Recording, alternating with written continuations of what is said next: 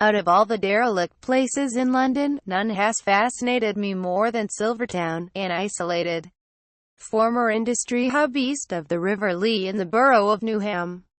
Until recently, it was the only place in London that I could identify blindfolded due to the smell in the air, a sweet sugar, or the dubious aromas of the few remaining industrial plants in the area.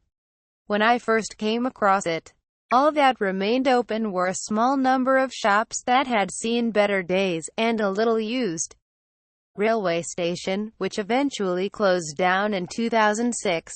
None of my friends in nearby Canning Town would venture over to Silvertown, thinking it too rough. Every now and then I would enjoy a drink in Cundy's Tavern, the last remaining pub, since closed and replaced by flats. Cundy's was hanging on in its final days, with slashed seats repaired with gaffer tape and handwritten signs advertising strippers. The handful of drinkers in there were always amiable and told me all the local gossip and stories about the area's thriving past. This motivated me to find out more.